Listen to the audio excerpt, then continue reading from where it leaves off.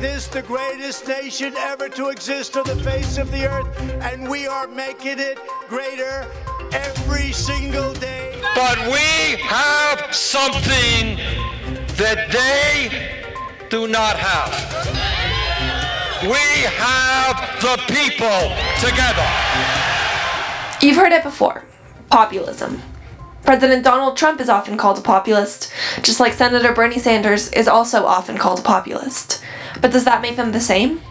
At LMU's annual CSJ symposium, Aidan and I asked Brooke Thomas from the Young Turks Network whether Trump and Sanders are comparable. Yeah, well, I don't think they are mirror images. Yes. There is not an image. I think that there are a lot of things that you can criticize Bernie Sanders for, and obviously lots of things that you can criticize Donald Trump for, obviously, but their similarities are very small. Yeah. They have lots of followers. Yeah. They sell out. They sell out shows, even though they're free rallies. Yeah. But that's really it, right? Yeah. They both are running for president. Yeah.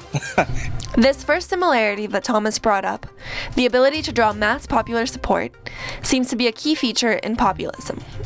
But what does populism really mean? When we asked Thomas, her definition of populism was simple. I think like the aspect of like populism is basically your fan base, essentially. Yeah. We're just not calling it a fan base because we're talking about politicians. The Encyclopedia Britannica defines populism as a political program or movement that champions the common person, usually by favorable contrast with an elite. This means that populists can appear on both the left and the right of the political spectrum, even if their messages are contradictory. Both Bernie Sanders and Donald Trump claim to be fighting for the common person, but the obscure and seemingly evil elite that they are fighting is different for both.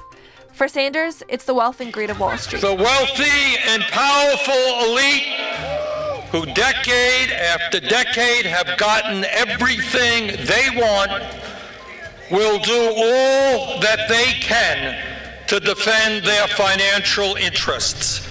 For Trump, it's the corruption of Capitol Hill. Drain the Washington swamp once and for all, and I will tell you, that swamp is much worse than I thought when I was out here innocently campaigning. However, populism in today's world is more than just a perceived struggle between the common person and the elite. A study by the University of Zurich shows that a key feature amongst populist leaders is the use of emotional appeals in order to gain popularity.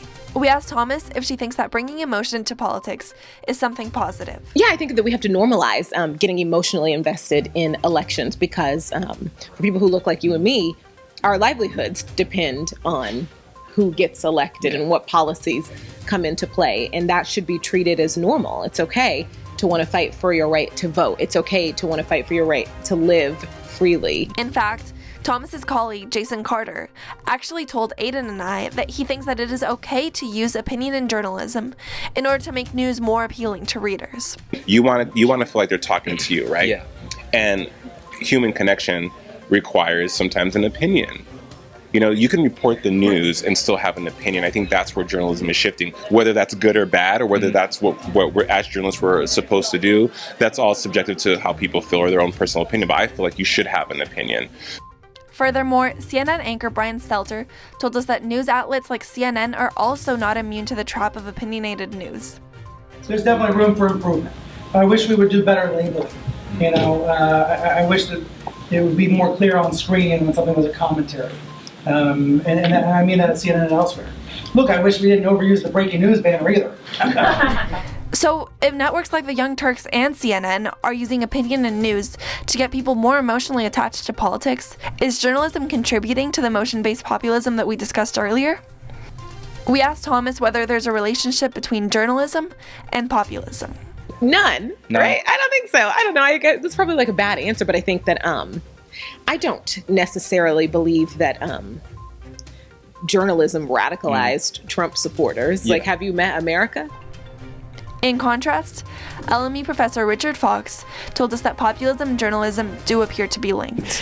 If we're talking about the pundits on Fox News and CNN, if they count as journalism, it does feel like there's a certain danger because they tend to broadcast some of the kind of most inflammatory populist types of statements, and those are being put out there, what we might call the more sort of kind of essential journalists who are writing longer stories and interviewing voters and looking at sort of historical context, they just don't get the amount of attention. So it does feel like the way the news covers things kind of fuels kind of populist division. If that's the case, and as countless books and studies have indicated, populism can be dangerous to the preservation of our democracy, it's the role of journalists to hold themselves and each other accountable for the sake of our country.